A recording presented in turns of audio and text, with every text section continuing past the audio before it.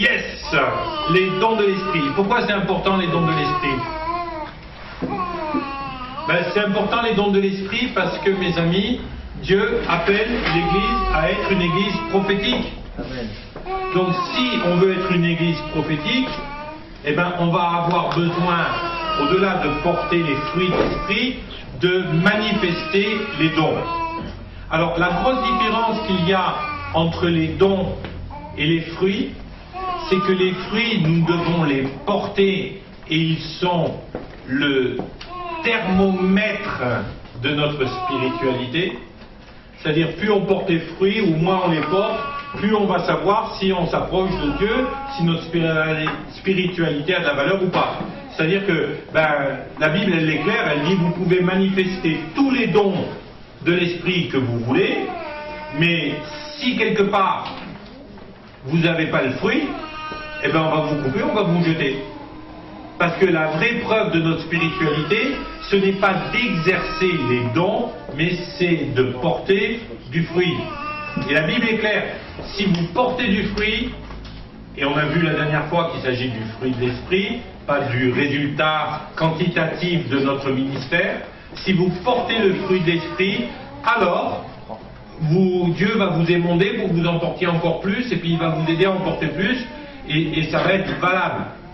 Maintenant, la Bible nous parle aussi de gens qui sont venus et qui ont dit à Jésus, ouais mais attends, on a prophétisé en ton nom, on a guéri des malades, donc autrement dit on a exercé les dons. Et Jésus dira, mais arrière de moi, je ne vous connais pas, quoi. Donc, les fruits, ou le fruit d'esprit, ça va être le thermomètre de notre vie spirituelle. Moins j'en porte, moins ma vie spirituelle est en bonne santé. Plus j'en porte, plus ma vie spirituelle est en bonne santé. Maintenant, le don de l'esprit, pour moi, c'est le thermostat, pas le thermomètre, mais le thermostat de ma vie spirituelle. Qu'est-ce que je veux dire par là? C'est quoi la différence entre un thermomètre et un thermostat? Il y a quelqu'un qui le sait? Non. Le thermostat, on le règle. Le thermostat, il sert à réguler la température. Le thermomètre, il fait juste de vous le dire quelle température il fait. Et moi, je crois qu'on est tous appelés à être des chrétiens thermostats, c'est-à-dire des chrétiens qui régulent, en fin de compte, la température ambiante. Moi, j'ai envie d'être un thermostat, j'ai envie que les choses, elles changent autour de moi. J'ai envie d'impacter l'atmosphère spirituelle autour de moi. Je ne veux pas être à subir le monde, je veux que le monde soit transformé et impacté par ma vie en Christ. Et pour ça, je vais avoir besoin du don de l'esprit. Et les dons de l'esprit, quand ils vont se manifester à travers moi, vont changer des choses dans la vie de la communauté qui m'entoure. Amen. Amen. Paul il dit, si vous êtes là et que vous êtes en train de prophétiser, et que tout d'un coup il y a un inconverti qui arrive, et qu'il entend sa vie dévoilée dans votre prophétie, il va tomber à genoux, il va glorifier Dieu. Là vous aurez été le thermostat de sa vie. Sa vie va changer grâce au fait d'avoir manifesté le don de l'esprit. Quand vous guérissez un malade, vous changez la vie de ce gars ou de cette femme. Qu'est-ce qui se passe? Vous avez été le thermostat qui a permis que sa vie elle change. Amen. Donc les dons sont là pour les autres. Le fruit, c'est ce que vous portez et qui est la preuve de ce que vous vivez avec Dieu. Amen. Amen. C'est marrant, j'ai eu un entretien tout à l'heure, puis dans l'entretien, j'expliquais que moi j'étais quelqu'un de très très colérique, violent dans ma colère et tout ça, et puis la personne avec qui j'étais en entretien m'a regardé, elle m'a dit c'est pas possible, c'est pas possible. Elle me voit aujourd'hui, mais il y a eu des changements dans ma vie depuis. Ma capacité spirituelle a changé. Donc, je porte plus, aujourd'hui, le fruit de la maîtrise de soi et tout ça. Alors, est-ce que c'est parfait? Non, c'est loin d'être parfait. Mais c'est quand même intéressant quand vous êtes en entretien avec des gens et qu'ils n'arrivent pas à vous imaginer en colère. Maintenant, demandez à mon fils si je me mets en colère de temps en temps ou pas, ou demandez à Christopher, et puis ils vont vous dire ouais. Mais par contre, est-ce qu'il y a quelqu'un ici qui m'a vu péter un câble, casser les meubles, détruire les bibliothèques à coups de poing et coups de pied, ou des trucs comme ça? Non. Pourquoi? Pas parce que je le faisais pas, parce qu'à une époque de ma vie, j'ai fait ces choses-là. Mais parce que ma vie a été transformée. J'ai des fruits de l'esprit qui sont aujourd'hui tellement différents de ce qu'ils ont été au début de ma conversion, que je peux dire, voilà, j'ai un thermomètre qui me dit, maintenant, si j'arrête de prier, si j'arrête d'avoir une relation étroite avec Dieu, si je passe des mois à me nourrir de toutes sortes de choses, sauf comme on disait l'année dernière, le cours dernier, de toutes sortes de choses qui nourrissent mon âme et puis ma chair, il va se passer quoi? Eh bien, le fruit de l'esprit va baisser, puis je vais me mettre de plus en plus en colère, et puis je vais avoir de plus en plus de mal à me maîtriser. Ok? Donc vous voyez, c'est bien d'un thermostat qu'il s'agit, d'un thermomètre qu'il s'agit, qui peut monter et descendre. Le fruit de l'esprit, c'est ça. Les dons de l'esprit, c'est quelque chose qui va être un thermostat, c'est-à-dire qui va changer l'ambiance autour de vous. L'atmosphère va changer parce que vous allez manifester les dons de l'esprit. Amen? Amen. Pour parler des dons de l'esprit, d'abord on voit ce qu'on en dit dans la Bible. 1 Corinthiens chapitre 12 versets 8 à 10. Paul déclare aux Corinthiens, en effet il est donné à l'un par l'esprit une parole de sagesse, à un autre une parole de connaissance, selon le même esprit, à un autre la foi, par le même esprit, et à un autre le don des guérisons, par le même esprit, et à un autre le don d'opérer des miracles, toujours par un même esprit, à un autre la diversité des langues, et à un autre l'interprétation des langues. Donc là, qu'est-ce qui se passe? Eh bien, on voit que Paul fait une liste qui n'est pas forcément exhaustive, mais il fait une liste de choses qui sont toutes différentes, mais qui sont toutes le résultat de l'onction et du ministère du Saint-Esprit à travers nous. Amen? Vous voyez de quoi on parle? Un peu plus loin, au chapitre 14 de la même épître aux Corinthiens, Paul nous dit et nous encourage à aspirer aux dons spirituels.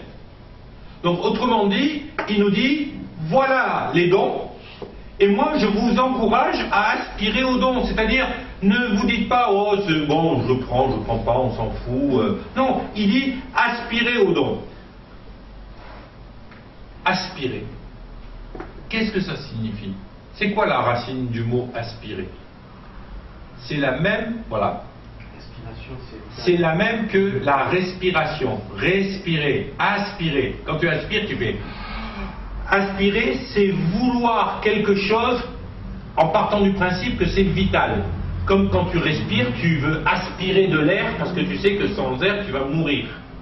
Eh bien, Paul utilise la même racine, le même mot pour nous dire aspirez aux dons spirituels. Il faut absolument que les dons spirituels fassent partie de votre vie. Vous devez avoir un besoin vital des dons spirituels. Amen? Amen. Autrement dit, Paul, il nous dit, ça doit être vital pour les chrétiens qui sont nés de nouveau, d'être baptisés du Saint-Esprit et de demander à Dieu de manifester les dons spirituels à travers leur vie. Waouh! Alors, à côté de ça, on va faire une petite parenthèse. Mais moi, quand je vois des gens qui sont là et puis qui me disent oh, bof, les prophéties, les dons, machin, c'était bon pour l'époque des apôtres, aujourd'hui, il n'y a plus besoin. Ben moi, je ne sais pas si aujourd'hui, il n'y a plus besoin, mais moi, je dirais qu'aujourd'hui, j'ai l'impression qu'il y en a encore plus besoin qu'à l'époque. Pourquoi? Parce qu'il y a encore plus de gens qui souffrent. Amen. Donc, il y a plus de gens qui ont besoin de quoi? Eh bien, ils ont besoin de paroles de sagesse. Regardez ce monde, il vit dans une folie de dingue. Et vous regardez les informations, vous dites, mais Seigneur, c'est pas possible, ils ne sont pas finis ces gens-là, quoi. Il leur manque la moitié du cerveau. Eh bien, vous êtes là et vous vous dites, quelle solution en tant que chrétien je peux amener à ces gens-là? Une des solutions, c'est une parole de sagesse. Moi, je suis en train de me régaler parce qu'il y a quelques semaines, j'ai discuté avec un pasteur au téléphone que je connais depuis des années. Ça a été mon pasteur il y a quelques années en arrière. Et on était en train de discuter et il me disait, parce qu'il a des connexions avec d'autres personnes, Carlos Payan, et puis d'autres personnes qui sont dans la politique, il semblerait que la loi sur le mariage homosexuel ne va pas être votée, quoi. Et vous savez quoi? Parce qu'il y a des chrétiens qui sont à l'Assemblée nationale, il y a des chrétiens engagés qui sont au Sénat, qui sont soit politiciens, soit qui travaillent comme secrétaires, comme différents postes chez des députés, chez des politiciens, qui sont de vrais chrétiens engagés et qui ont eu des paroles de sagesse auprès de leurs députés. Et c'est pas forcément des paroles du style « Ouais, Dieu lui dit qu'il faut pas faire ça !» Parce que ça, franchement, les gens, vous leur faites ça, ils s'en foutent. Mais par contre, parfois, ça a été une des paroles du style peut-être moi, je crois que si vous faites ça, vous allez vraiment vous mettre Dieu à dos et puis vous n'êtes pas prêt d'être élu. Parce que de toute façon, les gens, ils sont pas prêts en France. Vous savez qu'il y a eu un sondage qui a été fait. Donc, un sondage qui a été fait tout azimut. C'est-à-dire qu'ils n'ont pas cherché la religion des gens, s'ils y croyaient pas, à quelle religion ils ont été. Ils ont pris un panel et ils ont cherché un panel de 3000 personnes. Donc c'est précis, un sondage sur 3000 personnes, c'est quelque chose d'assez précis. Sur 3000 personnes, plus de 65% ne veulent pas entendre parler du mariage homosexuel. Et plus de 80% ne veulent pas entendre parler d'adoption par des couples homosexuels. Et à peu près 50% sont d'accord sur le fait qu'un couple homosexuel qui a des enfants ont le droit de mettre un statut viable pour que les enfants ne soient pas enlevés aux membres du couple restant si jamais il y avait un décès dans le couple. Donc vous voyez qu'on est loin de laisser le monde faire n'importe quoi. Il y a des gens qui ont des dons spirituels et qui vont pouvoir changer la donne. Ils vont pouvoir être le thermostat. Une parole de connaissance, une parole de sagesse, ça vous permet d'être le thermostat de la société même, parfois. Amen. Donc, voilà à quoi on est appelé, mais on ne sera jamais efficace dans le ministère que Dieu nous a donné si on y va avec nos propres forces. Donc, plutôt que d'y aller avec nos propres forces, allons-y avec les dons de l'Esprit. Amen. Amen. C'est pas belle la vie. On est d'accord alors. Pourquoi est-ce qu'il faut y aller avec ces dons? Eh bien tout simplement parce que Jésus a prophétisé cela. Qu'est-ce que dit Jésus dans Marc 16, 16? Voici les signes qui accompagneront ceux qui auront cru. On voit qu'il a fait un nom d'école biblique. Ils seront guéris. Amen. Amen. Ils guériront les malades, ils chasseront les démons, ils parleront de nouvelles langues, ils prophétiseront. Ça vous rappelle pas les fruits, les signes? Ben oui, c'est exactement ça. Jésus a dit à la fin de sa vie et de son ministère terrestre, avant que le Saint-Esprit soit envoyé, voici les signes. Autrement dit, voici les dons auxquels vous pouvez vous attendre. Voilà ce qui va se passer. Et mes amis, je peux vous dire un truc, c'est que si vous voulez rentrer dans la destinée que Dieu a prévue pour vous, eh bien, vous devez aspirer, comme si que c'était quelque chose de vital, aspirer aux dons. Amen. Mais vous devez tous avoir cette envie-là. Un jour, quelqu'un il m'a dit « Oh, j'aimerais tellement recevoir la possibilité de faire des miracles, la possibilité de faire ci, de faire ça. » Je dis « Ouais, ben, mais alors, demande à Dieu. » « Ah non, non, parce qu'après, toutes ces responsabilités. » Et ça va pas la tête. Aspirer aux dons. Alors, vous avez remarqué que lorsqu'on a décrit dans le cours dernier le fruit de l'esprit, qu'est-ce qui s'est passé? On en avait un gros sur notre tableau, et puis il y avait 9 raisins sur notre grappe, et c'était les 9 fruits ou les 9 manifestations du fruit de l'esprit. Et bien, comme par hasard, on se demande pourquoi. Peut-être que Dieu il a calculé le truc, hein. Mais les dons, eh bien, ils sont 9 aussi. De la même façon qu'on a 9 fruits, on a 9 dons. Donc, on va reprendre notre liste maintenant, et puis on va réfléchir à qu'est-ce que sont ces dons. Et là, vous lirez correctement le cours, hein, parce que je ne vais pas tout vous dire comme ça, je vais juste survoler les différents dons, mais ce que je veux en survolant ces dons-là, c'est que chacun d'entre nous, on prenne conscience qu'on est tous appelés à manifester ces dons, mais je veux aussi que vous vous rendez compte que la plupart d'entre nous, on les a déjà manifestés, sans forcément le savoir. Amen. Le premier de la liste, la parole de sagesse. Qu'est-ce que c'est qu'une parole de sagesse? Ben, je vais vous dire comment moi je me suis aperçu que j'avais des paroles de sagesse. C'est quand un jour quelqu'un est venu me demander un conseil sur un truc que j'ignorais complètement, j'avais aucune idée humainement de ce que je pouvais dire à quelqu'un qui me posait une telle question sur sa propre vie. J'étais jeune ministère, je n'étais même pas vraiment officiellement dans le ministère, et puis j'ai ce gars qui est venu et qui me dit tac, je dis oh, pas de problème. Et là j'ai dit mais Seigneur, qu'est-ce que tu veux que je dise? Et tout d'un coup, je me suis mis à parler et je m'écoutais parler. En même temps que je parlais à la personne, et à la fin de l'entretien, mais je vous dis, je devais avoir Cathy était enceinte de Maël, donc je devais avoir 24 ans, quoi. Et à la fin de l'entretien, j'ai dit, mais pétard, le gars, il avait 50 ans, donc il avait le double de mon âge.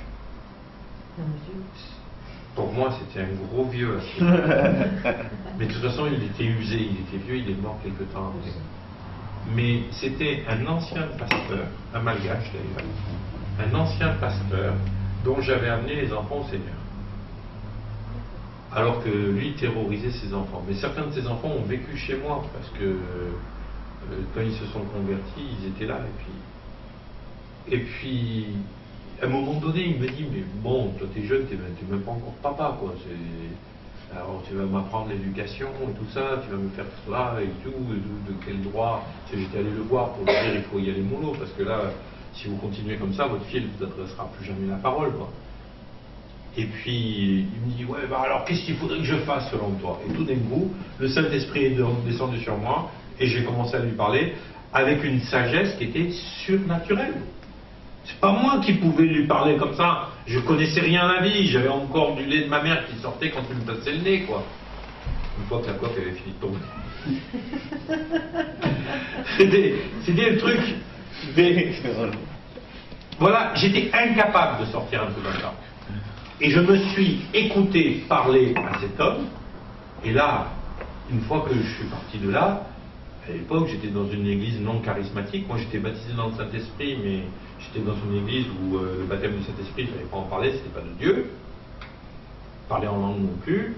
Donc, je me suis dit, à qui je vais demander? Alors, je me suis dit, je vais aller demander au pasteur de l'église baptiste. Il va me dire, t'es fou, quoi. T'as repris? Non, pas du tout. J'allais demander à qui? J'allais demander à... Alors, j'ai demandé à personne, puis j'étais là, et j'étais perturbé. Et puis, à l'époque, vous savez, il n'y avait pas Internet, il n'y avait pas les radios chrétiennes, il n'y avait pas les machins qu'on pouvait voir, il n'y avait pas le câble avec God TV. Puis quelques mois après, j'ai rencontré celui qui allait devenir mon pasteur à Chambéry. Et je suis arrivé et je lui ai parlé de cette expérience. Il me dit, oh, mais c'est ça, tu as reçu une parole de sagesse. Voilà. Donc, parole de sagesse, à qui c'est arrivé déjà de dire un truc et puis tout d'un coup, on se dit, ah, c'est pas moi qui parle. Voilà. Donc vous voyez, il y en a plusieurs parmi vous qui ont déjà expérimenté ça. Amen. Et c'est tellement puissant, une parole de sagesse, que la personne, elle peut être plus âgée que vous, elle peut être plus sage que vous, elle peut avoir fait plus d'études de vous, elle peut avoir tout plus que vous, mais au moment où vous la donnez, il y a une telle onction de Dieu sur ce que vous êtes en train de dire que les gens vous écoutent, ils se taisent. Et ça a un impact. Amen. Parole de sagesse. Ensuite, on a la parole de connaissance. Parole de connaissance, c'est quoi? Eh bien, la parole de connaissance, c'est tout d'un coup le Saint-Esprit qui vous révèle quelque chose dans la vie de quelqu'un qui est plus que bien caché. Alors vous êtes là, vous êtes en train de discuter avec quelqu'un, et puis le gars il est crédible dans ce qu'il dit, hein. Et puis tout d'un coup, je ne sais pas pourquoi, mais vous savez que c'est du flan. Et il n'y a pas de possibilité, c'est pas avec votre intelligence où vous dites ah non, non, ça tient pas la route, c'est pas ça, c'est tout d'un coup, c'est le Saint-Esprit qui vous dit c'est un bobard. Parole de connaissance. Et là, vous commencez à lui parler, vous lui dites ce qu'il a dans sa vie pour de vrai. Et bien, la plupart du temps, vous savez ce qui se passe avec ces gens-là. Moi, j'ai vu les gens tomber à genoux, tomber en larmes. Hein.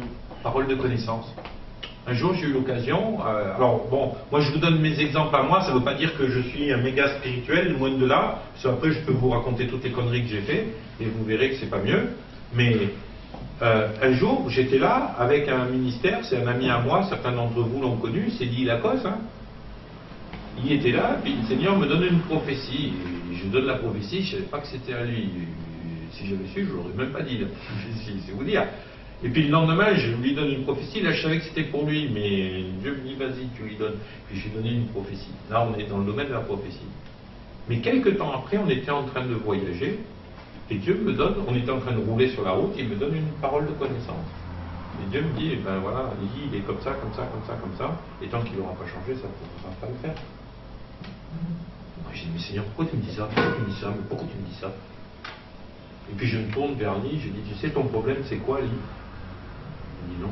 J'étais tellement, je ne sais pas le dire en français, focalisé, concentré sur le faire, coincé sur le faire, que tu as oublié d'être. Et là, lui, il s'est mis à pleurer dans la voiture, parce que c'était vrai, parce que personne ne pouvait l'être. Parfois, vous allez discuter avec des gens, vous ne savez même pas que vous avez une parole de connaissance, mais tout d'un coup, vous dites à la personne 2-3 trucs, et la personne, elle dit, mais comment, qui c'est qui t'a raconté? Personne. C'est une parole de connaissance. Qui c'est qui a déjà expérimenté ça? Vous voyez que l'une après l'autre, vous allez voir qu'il y a plein de choses que vous avez déjà vécues, sans forcément mettre des mots dessus. D'accord? Donc là, parole de connaissance. Donc vous lirez, je ne vous donne pas les références, mais dans le cours, vous avez toutes les références. Hein. Donc relisez les cours et quand vous faites les devoirs, et vous rajoutez les cours avec ce que vous entendez là, et puis tout ça, ça vous fait grandir. Le discernement des esprits. Alors là, on va faire un point là-dessus, et puis une fois de plus, je vais tordre le cou à des vieilles croyances évangélico-pentecôtisantes, charismatico- spirituel. Discernement des esprits, c'est quand je vois que quelqu'un a un démon. Mais arrêtez le délire. Alors le discernement des esprits, c'est pas ça. Et le problème, c'est qu'à force de croire que c'est ça, vous avez des gens qui en permanence voient des démons partout.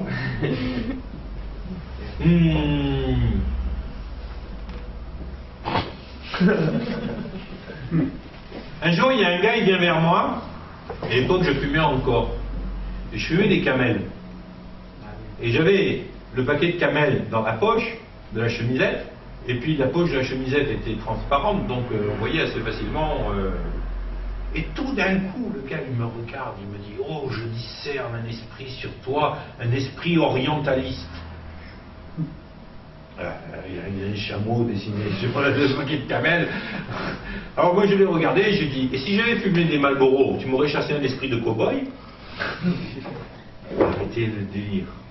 Qu'est-ce que c'est que le discernement des esprits? Alors oui, le discernement des esprits vous permet parfois de voir sur quelqu'un un esprit méchant. C'est une réalité. Ça m'est arrivé de voir des démons. Mais le discernement des esprits, c'est pas que ça. Le discernement des esprits, c'est le discernement de tout ce qui est spirituel. Et en fin de compte, c'est quoi? C'est que vous voyez, ou vous entendez, ou vous sentez, ou vous ressentez avec vos sens des choses qui sont dans le monde spirituel, c'est-à-dire des choses qui ne sont pas dans ce monde naturel, mais qui sont dans le monde spirituel.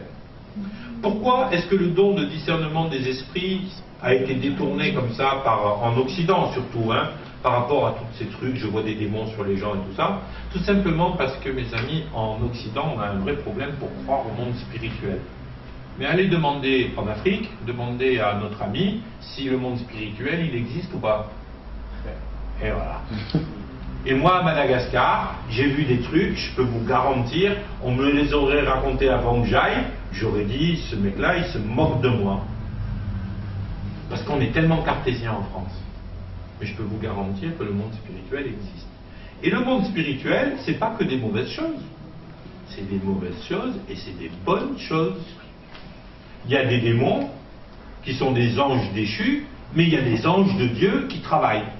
Alors, petit exemple qui nous est arrivé, quand on était à Madagascar, j'avais un jeune, alors j'aime bien parce qu'officiellement c'était le gardien chez moi. Mais il dormait toute la nuit comme un loir, et puis en fait gardien, il avait eu la polio quand il était petit, il avait une jambe qui partait complètement à l'ouest, et donc il boitait, c'était tout ce que vous voulez, sauf un gars suspect qui allait me défendre si jamais on m'attaquait, quoi. Hein, Jean-Claude, c'était pas... Voilà. Et un jour, parce que j'étais pas très tranquille, il y avait eu plusieurs attaques de blancs dans les quartiers périphériques de la ville. Alors, je dis à Jean-Claude, le gardien, je dis, écoute, tu vas aller voir tous les petits jeunes du quartier et tu vas leur dire, le Vasa, c'est-à-dire le blanc, hein, le Vasa, il a un grand fusil. Et tu vas les amener, moi je vais me mettre sur la terrasse, sous la varangue, et je vais nettoyer le fusil. Et comme ça, ils verront tous qu'on est armés dans la maison, ils n'oseront pas m'attaquer. Et donc Jean-Claude, il s'en va, de temps en temps je le voyais arriver avec un groupe de 4-5 gamins, je faisais claquer la culasse du fusil de chasse, style le gars qui sait pas qu'ils sont là, voilà. Voilà. Et donc je fais tout ça, et puis après 1 heure de nettoyage de fusil sur la terrasse, quand j'ai su qu'il y avait un maximum de gamins qui étaient partis dans le quartier avec l'information comme quoi on était armés dans la maison, qu'il fallait pas s'y frotter, j'ai mon Jean-Claude qui revient, clopin copain. J'ai dit, alors, tu penses que ça a marché? Il dit, ça servit à rien. J'ai dit, ah bon, pourquoi? Il me dit, il n'y a personne qui veut t'attaquer. Et j'ai dit, pourquoi? Parce que 2-3 fois, les gens, les voleurs, ils sont venus, parce qu'ils savaient qu'il y avait un blanc qui vivait là, ils sont venus, et puis ils ont vu sur le toit, il y avait 2 mecs immenses, tout lumineux, qui étaient assis sur le toit de la maison, et que quand ils sont venus, ils leur ont fait. Il s'est passé quoi? Ils ont vu des anges. Ils ont vu des anges sur ma maison. Parce que l'Éternel des armées me protège. J'avais beau faire le cacou avec le fusil de chasse, rien ne valait la présence des anges sur la maison. Il y a des gens qui ont du mal à croire à ça. Et c'est vrai, on vit dans un monde où on a du mal à croire à ça. Mais moi, je peux vous dire, j'ai vu des anges dans des rêves. J'ai vu aussi des démons. Ça m'est arrivé un jour, vous savez, moi j'ai souffert de sinusite chronique pendant des années et des années et des années. Mais il y avait un lien vraiment spirituel par rapport à ça. Et un jour, j'étais là dans une réunion de prière, et c'était en pleine école biblique, et je souffrais, j'avais des migraines, j'ai loupé des cours avec ça, c'était terrible. Et un jour, j'ai crié à Dieu, j'ai dit, Seigneur, j'en ai marre de ces crises de sinusite, il faut vraiment que ça cesse. Seigneur, j'ai tellement envie de respirer. Et le Seigneur, il m'a dit, tu veux respirer, je vais te faire respirer l'air du royaume de Dieu. Alors, j'ai pas été enlevé en esprit, hein. J'ai pas été transporté dans le royaume de Dieu, mais tout d'un coup, j'ai respiré normalement avec mon nez, et j'ai senti des odeurs qu'aujourd'hui encore, j'arriverai pas à décrire, tellement ça sentait bon. Et j'étais le seul à les sentir dans la pièce, quoi. C'était un discernement du monde spirituel. Le discernement des esprits, c'est parfois voir des démons, parce qu'ils sont dans le monde spirituel, mais c'est aussi voir des anges, c'est aussi sentir des odeurs, c'est aussi avoir des goûts, c'est aussi sentir, je ne sais pas si ça vous est déjà arrivé, mais tout d'un coup vous sentez, c'est une chair de poule, mais vous sentez que c'est pas émotionnel, que c'est pas juste j'ai peur ou j'ai froid ou il y a du courant d'air, c'est tout d'un coup vous êtes visité par Dieu et tout d'un coup vous sentez en vous quelque chose. Moi, une fois, j'étais là, j'avais vraiment mal à la cheville, j'ai senti la main d'un ange, je pense, sur ma cheville. Et elle m'a guéri, mais c'est tombé bien parce que j'étais à 3 jours de marche de la route, quoi. C'était à Madagascar, j'étais à plus de 3 jours de marche de la route. c'est le discernement des esprits. Ok? Ensuite, le don suivant dont la Bible nous parle, c'est le don de foi. Et là, j'aimerais bien... Est-ce que le tableau est en bas? Non, il n'est pas en bas. Il est en bas ou pas? Non. Non, ben laisse tomber alors. Laisse tomber, c'est pas grave. Je vais vous expliquer le principe du don de foi, parce que combien de fois j'ai vu des gens dire « Oh Seigneur, donne-moi la foi, donne-moi la foi, donne-moi la foi, donne-moi la foi », et après ils me disent « Ouais, j'ai prié, ça n'a pas marché ». Alors le don de foi, qu'est-ce que c'est? Le don de foi, c'est quand Dieu vient compléter votre foi parce que le diable est venu vous tenter au-delà de vos capacités. Alors, je vous explique comment ça marche. Quand vous étiez tout jeune converti, vos premières expériences spirituelles avec Dieu, personnelles, vous avez reçu un don de foi, vous êtes d'accord avec moi, hein, ce n'était pas inné chez vous, à moins que vous soyez né entre deux pages de Bible, mais je ne crois pas qu'il y ait quelqu'un qui soit né entre deux pages de Bible ici, donc ce n'était pas inné. Vous êtes tout d'un coup au bénéfice du don de foi. Tout d'un coup, vous ne savez pas pourquoi, mais vous savez que c'est vrai. Là, c'est un don de foi. Et quand vous êtes jeune converti et que vous avez reçu votre don de foi, vous vous souvenez de ces instants où vous aviez l'impression que tout était possible, que vous aviez juste à tendre la main pour prendre, que vous n'aviez même pas besoin de tendre la main, au bout d'un moment vous disiez « Donne Seigneur, donne », vous tendiez même plus la main. Et ça marchait. Parce que vous étiez un bébé spirituel dans la foi. Qu'est-ce qu'on fait avec les bébés? Est-ce que vous croyez que lui il a besoin de travailler? Non, il n'a pas besoin de travailler pour avoir un don de foi. Il n'a pas besoin de travailler parce que sa maman lui donne automatiquement. Ok? Puis après vous allez commencer à avancer, et puis généralement, selon les personnes, après 1 mois, 2 mois, ou après 6 mois, si vous êtes un peu plus long que les autres, le Seigneur il dit celui-là on va le gâter plus longtemps, on ne peut pas. Mais tout d'un coup, vous avez votre premier échec. Parce que vous pensiez que c'était automatique, que tout allait être facile, beau, et tout le monde il est beau, tout le monde il est gentil dans le meilleur des mondes. Et puis tout d'un coup, là, vous prenez une baffe. Vous dites, qu'est-ce qui se passe, Seigneur? Qu'est-ce qui se passe? C'est que, mon grand, il faut que tu apprennes à grandir. Mais Seigneur, je ne savais pas. Si, je te l'ai dit. Prie, fais grandir ta foi. Fais-la progresser. Fais grandir ta vie. Et là, il est primordial de faire grandir notre foi. Nathan, sur mon bureau, il y a un petit tripode, tu sais, comme pour le pied de... comme le pied de caméscope. Tu vas aller me le chercher. Et là, j'ai oublié de le descendre tout à l'heure pour vous montrer, mais le don de foi, c'est quoi? C'est quand Dieu va intervenir entre le moment où vous êtes, le niveau où vous êtes censé être arrivé à un temps donné, et si le diable vous tente au-delà de ce niveau, Dieu va intervenir pour vous. Alors je vous donne l'exemple. La Bible nous dit que Dieu ne permettra jamais, jamais au diable de vous tenter au-delà de votre capacité à résister, au-delà de vos forces. C'est pas moi qui le dis, c'est la Bible. Alors, ça veut dire quoi? Ça veut dire que si je suis capable de résister à ce niveau-là, et que le diable, il me tente à ce niveau-là, et bien entre les deux niveaux, Dieu va nous donner le don de foi nécessaire pour réagir comme il faut par rapport à la tentation. Par contre, si je suis censé être arrivé à ce niveau, et que le diable, il me tente à celui-là, Dieu n'intervient pas. Parce qu'il se dit, oh, t'as de la marge encore. Ça veut dire quoi? Ça veut dire que quand je tombe, c'est pas la faute au diable,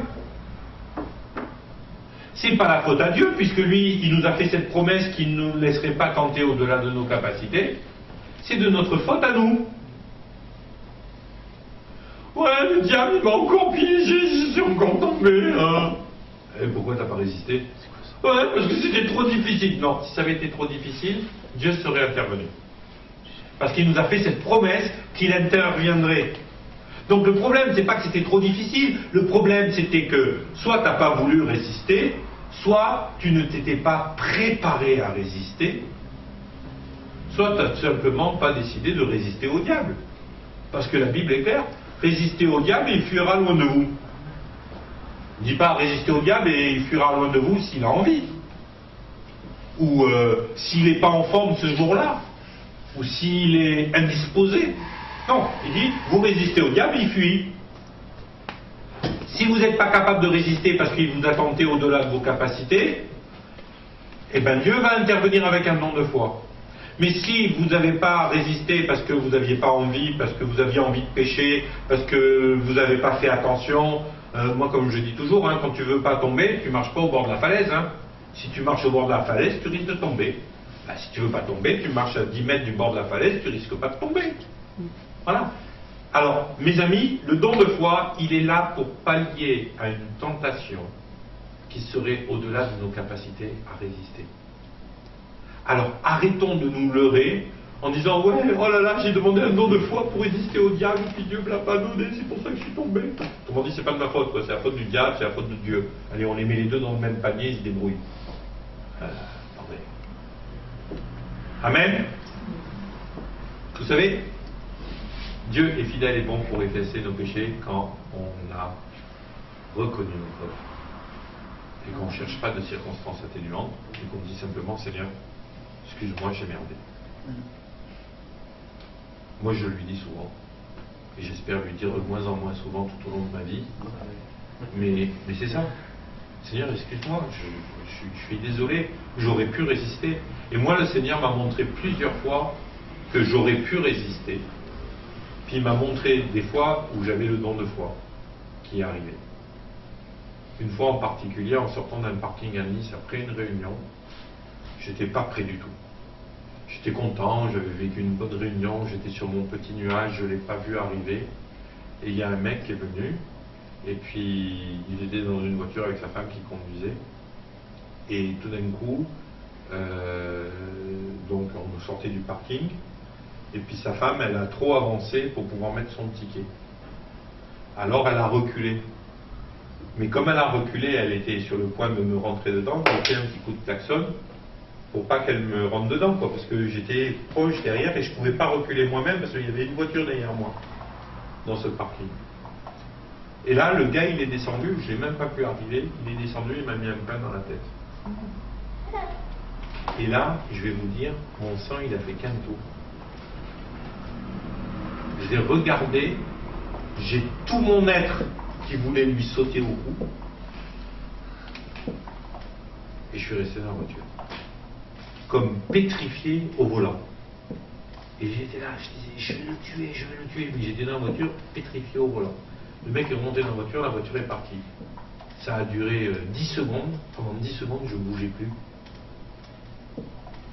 Quand j'ai rebougé, j'ai passé la première, j'étais prêt à rentrer dans la barrière pour aller lui courir après. Hein. Mais tout d'un coup, le Saint-Esprit m'a dit,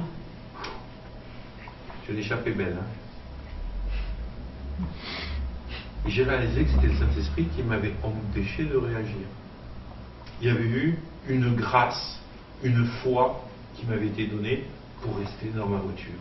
Dieu est intervenu parce que le diable là m'avait piégé dans un truc où j'étais vraiment en mesure de tomber. Et c'était au-delà de mes capacités à résister.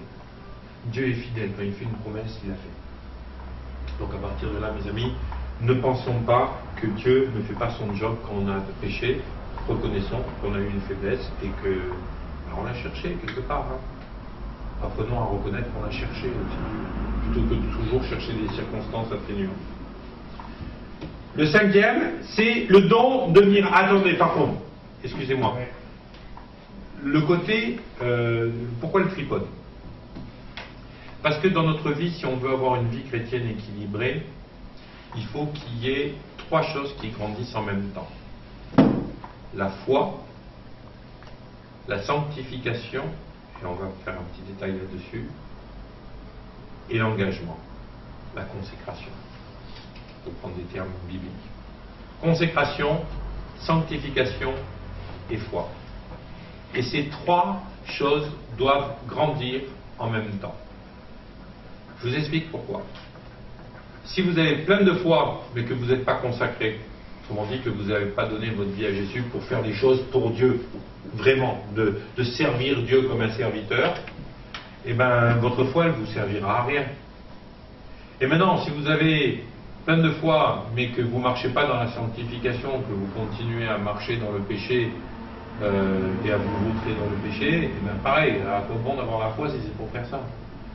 Par contre, il y a plein de gens qui se disent « Ah ben moi, quand j'aurai la foi à déplacer les montagnes, alors là, je me consacrerai à Dieu. » Vous savez ce que ça donne, ce genre de discours? Ça donne que votre foi, elle grandit toute seule, parce que vous avez lu plein de Bibles, donc ça, c'est le pied de la foi. Et quand votre foi, elle a grandi toute seule, vous avez vu ce qui se passe? Vous vous cassez la gueule. Vous êtes déséquilibré. Donc en même temps que vous avez fait grandir votre foi, il vous faut faire grandir votre sanctification. Mais 2 points, est-ce que ça suffit pour avoir un bon équilibre? C'est limite, hein? Il ne faut pas grand-chose pour que ça se casse la gueule. Hop. Par contre, si votre foi, votre sanctification et votre consécration, c'est-à-dire votre engagement auprès de Dieu et de l'œuvre de Dieu, grandissent ensemble, alors là, ça tient. Amen. On continue la démonstration. Plus on va le faire grandir, notre trépied là, plus on le fait grandir, et plus il est stable. Là, je le pousse, vous voyez, il glisse, il ne tombe pas comme tout à l'heure. Pourquoi?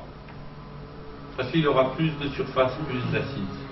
Mes amis, on a besoin de continuer à faire grandir notre foi, mais on doit la faire grandir en même temps que notre sanctification, et on a besoin de la faire grandir en même temps que notre consécration.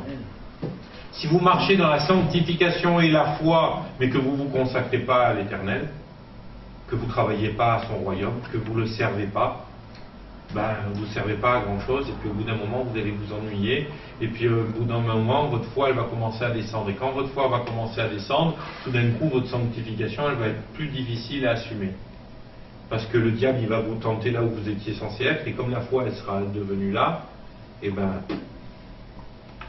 mais Dieu il vous attendait là, ok?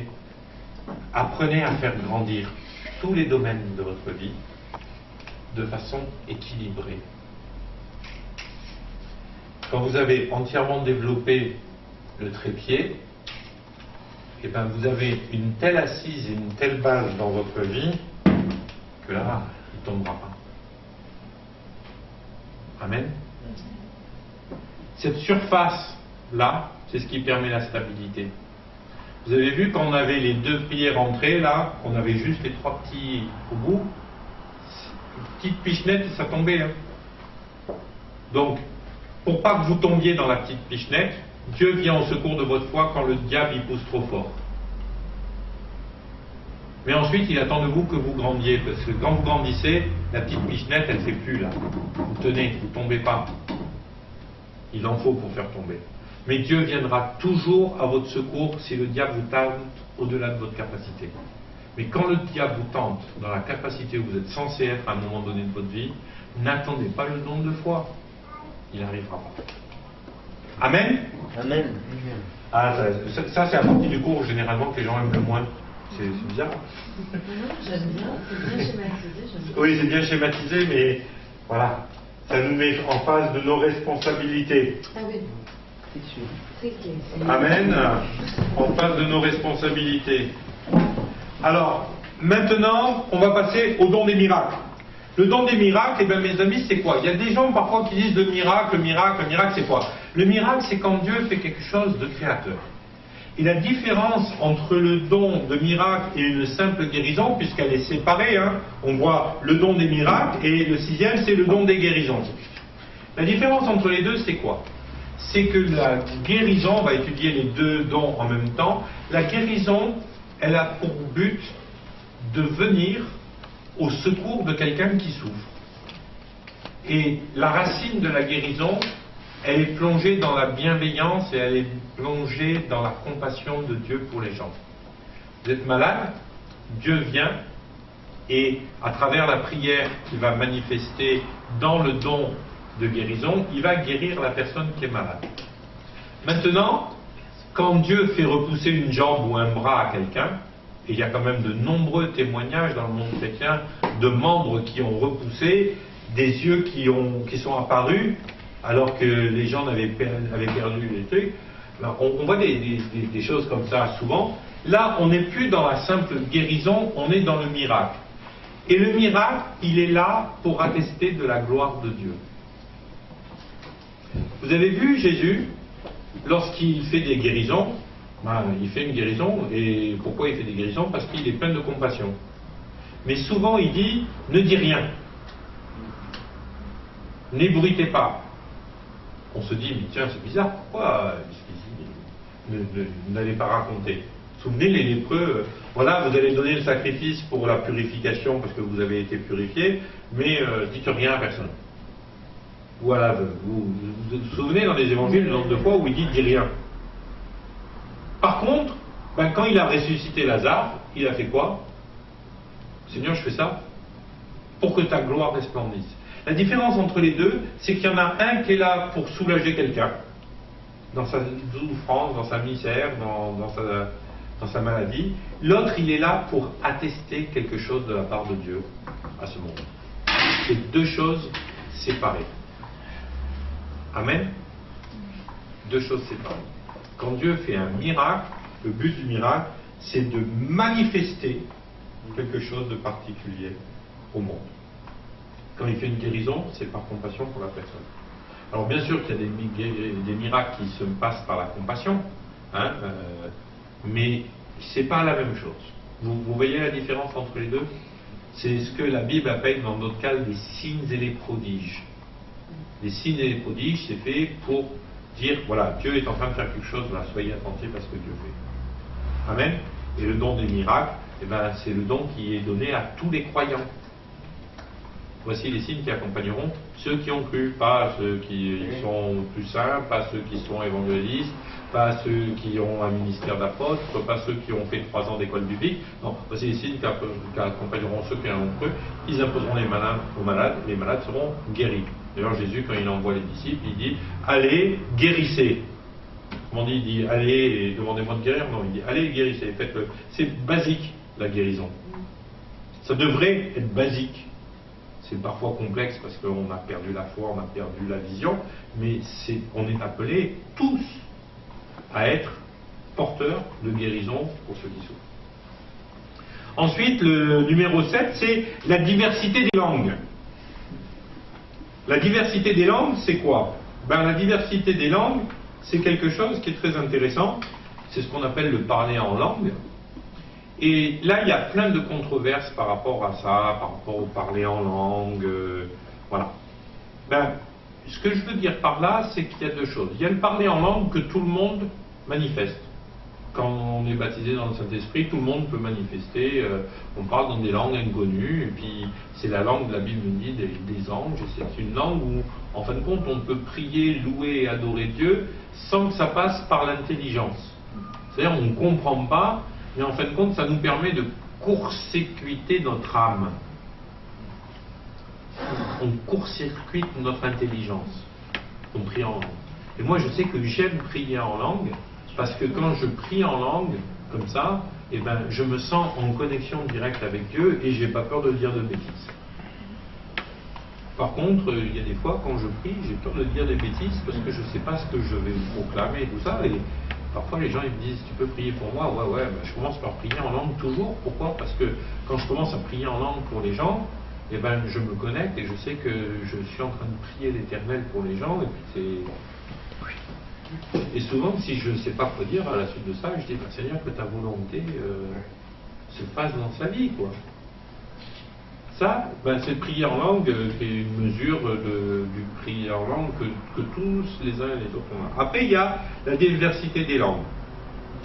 Et quand on prend le texte original qui parle de la diversité des langues, il nous dit exactement, il parle des espèces de langues. Certaines traductions d'ailleurs ont utilisé ce terme, les espèces de langues, ou tout simplement le don des langues. Et comme pour le don de la guérison, on a vu qu'il y avait les guérisons, c'est le don des guérisons, il y a différents types de guérison et tout ça. Même pour le don des langues, il y a différents types de parler en langue. Maintenant, le fait de parler en langue fait que ceux qui sont présents comprennent ce que vous dites, alors que vous ne comprenez pas. C'est un don particulier. Et ça, on le retrouve en particulier le jour de la Pentecôte. Le jour de la Pentecôte, qu'est-ce qu'ont dit les gens qui ont entendu les disciples prier en langue? Ils les entendaient parler dans leur langue maternelle. Ils les entendaient tous parler dans leur langue maternelle. Et donc, ça, c'était un don particulier. C'était pas le don simplement des langues, parce que la plupart du... Si je me mets en face, je sais pas, moi, d'un arabe dans la rue, puis que je lui parle en langue, en règle générale, il va dire, je sais pas de quoi il me parle, lui, hein, c'est quoi ce charabia? Maintenant, il y a des témoignages de gens qui ont commencé à prier en langue, et puis les gens en face d'eux, ils entendaient parler des louanges de Dieu dans leur propre langue. Amen. Là, on est dans quelque chose de différent. Ok? Le nombre de missionnaires qui ont pu expérimenter ça, c'est quelque chose de fou, quoi. Alors moi, ce que je crois, c'est que les disciples, ce jour-là, ils n'étaient pas polyglottes. Ils n'avaient pas fait LLCE à la garde, à la fac, là, pour apprendre l'anglais, l'espagnol, le russe et le norvégien. Ils étaient là, le Saint-Esprit leur est descendu dessus, ils se sont mis à prier en langue. Et les gens, ils ont eu des interprétations de ce qu'ils entendaient. Amen. Ça, c'est autre chose. Ensuite, la Bible nous parle du don de l'interprétation des langues. Et là, mes amis, il est bien question d'interpréter et pas de traduire des langues. Pour traduire, il faudrait que vous ayez compris de quoi il se parle. Or, l'interprétation des langues, c'est pas que vous avez compris et vous en donnez une traduction. L'interprétation des langues, c'est que la personne, à travers son parler en langue, a déclenché quelque chose de prophétique sur vous et que vous allez donner l'interprétation qui vous a été révélée, pas que vous avez traduite, mais qui vous a été révélée, et vous allez donner le message prophétique. Amen. Donc, vous lirez tout ça en détail dans le cours, je vous rappelle qu'il faut le lire. Puis enfin, le 9e et dernier de notre liste, c'est le don de prophétie.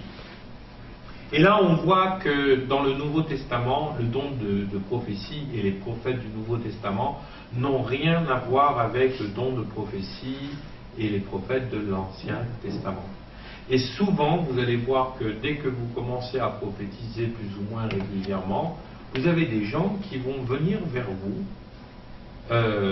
C'est presque comme un jukebox, quoi. Ils prennent 100 balles, ils vous mettent dans l'oreille et puis allez, vas-y, prophétise. Là, je sais que j'étais en tournée dans des églises où les gens avaient entendu parler que je prophétisais tout ça, et puis il aurait fallu qu'à la fin du culte, je donne des prophéties à tout le monde, mais c'est pas possible. Pour deux raisons. Bien sûr qu'on peut prophétiser pour tout le monde, ça m'est arrivé de prophétiser pour 10, 15, 20 personnes dans une réunion, et j'ai pas de problème avec ça. Mais le fait est, c'est que la démarche d'aller vers le prophète de l'Ancien Testament est injuste et injustifiée dans le Nouveau Testament. Pourquoi? Parce que dans l'Ancien Testament, l'onction prophétique n'était que sur les prophètes. Donc on allait voir le prophète parce qu'on voulait avoir un message de Dieu. Aujourd'hui, si vous avez besoin d'un message de Dieu, eh bien vous avez juste à vous adresser à Dieu. Amen. Et vous allez voir, en fin de compte, que vous prophétisez beaucoup plus souvent que vous ne l'imaginez. Et là, on va reprendre un exemple qui est flag. Hein. Combien de fois ça m'arrive, et puis ça vous arrive certainement à vous aussi, tout d'un coup, vous êtes en train de prier, et vous vous dites, mais qu'est-ce que je suis en train de raconter dans ma prière? Et bien là, vous êtes certainement en train de prophétiser pour des gens. C'est une des formes les plus basiques et les plus répandues de la prophétie. Mais si vous saviez, moi, le nombre de fois où quelqu'un s'est mis à prier, et j'avais l'impression que c'était Dieu qui me parlait, que ce n'était pas la personne qui priait vers Dieu, mais que c'était Dieu qui me parlait à moi, eh bien, c'est prophétique. Ça peut être ça, ça peut être des paroles, des images, plein de choses. Alors, en fin de compte, on voit que ces dons-là, Paul nous dit aspirez, réclamez-les, aspirez les dons les meilleurs, demandez à ce que cela vous soit donné, comme si que c'était quelque chose d'absolu, quoi. Vous avez besoin absolument d'avoir ça. Donc le but de Dieu à travers ça, c'est de faire avancer son royaume. Et mes amis, qu'on le veuille ou non, je crois qu'il est impossible, je dis bien, de faire avancer le royaume de Dieu si on n'aspire pas au don de l'esprit. Alors, le fait est, c'est que Dieu est bon. Et quand Dieu a décidé de parler, il peut même utiliser un bourricot, on l'a vu dans la Bible. Dieu prophétise à travers les bourricots. Donc, je crois qu'ici, vous valez tous un petit peu mieux, au moins. Sauf peut-être... Non, sérieux, vous valez tous mieux qu'un bourricot. Lorsqu'on est jeune converti, on a l'impression que c'est Dieu qui doit donner les choses. Vous voyez? Et ça, c'est une erreur. Voilà. On s'imagine. Aspirer au don, c'est pas Moi, Dieu va. j'aspire. Mais voilà, et bien continue à le faire. J'aspire. Recherchez les meilleurs. Paul y va plus loin, il dit de rechercher les meilleurs. Et vous allez voir qu'à force de rechercher et d'aspirer aux dons les meilleurs, alors le meilleur moyen d'aspirer aux dons, eh ben, je vais vous dire c'est quoi? C'est que le dimanche matin, quand vous venez au culte, ou le mardi soir, quand vous venez à la réunion, ben dites-vous plutôt que oh, qu'est-ce que Dieu va me donner encore aujourd'hui? Dites, qu'est-ce que moi je peux donner à Dieu aujourd'hui? Amen. Qu'est-ce que moi je peux apporter à Dieu? Qu'est-ce que c'est qu'un culte? Un culte, que ce soit dans n'importe quelle religion ou dans le dictionnaire, c'est quand on amène un sacrifice, on amène quelque chose à une divinité. C'est ça rendre un culte à Dieu. C'est amener quelque chose à une divinité. Quand vous êtes en route pour venir à l'église, vous savez quoi? Moi, la radio, elle est toujours en marche dans la voiture. Mais systématiquement, le dimanche matin, quand je pars de la maison, j'arrête la radio. J'ai pas besoin des nouvelles de ce monde, quoi. Moi, je suis sur la route pour aller au culte. Seigneur, qu'est-ce que je peux amener? Alors vous allez me dire, ouais, mais c'est normal, t'es pasteur, tu vas prêcher, tu vas faire la louange, tu vas faire ci, tu vas faire ça, c'est normal que... Non, c'est pas normal que ça soit moi qui le fasse. C'est normal que ça soit nous, tous ensemble, qui le fassions. Donc, quand vous venez le mardi soir, bien sûr qu'il y a des fois où on est à plat, Seigneur, je sais que je vais ce soir, tu vas me bénir, tu vas me remplir, tu vas recharger mes batteries, tout ça. Mais si tous les mardis soirs vous êtes en survie en sachant que il me faut mon petit shoot de Saint-Esprit pour recharger mes batteries, vous êtes des junkies de la foi, ça sert à rien, quoi. Parce qu'un junkie finit entre deux poubelles un jour mort au fond d'une ruelle. Dieu, c'est pas ça qu'il veut pour vous. Dieu, il veut que vous soyez vainqueurs. Donc, commencez à rentrer dans cet état d'esprit. Je vais à l'église, Seigneur, qu'est-ce que je peux te donner aujourd'hui? Parle-moi. Et en fin de compte, je vais vous dire, si vous êtes dans cet état d'esprit, tout au long de la semaine, vous allez arriver le dimanche au culte, mais ça va être une explosion du Saint-Esprit. Et à ce moment-là, moi, c'est ça que j'aime, parce que je suis un peu feignasse sur les bords quand même. Donc, du coup, c'est vous qui faites le culte. Et moi, je me repose.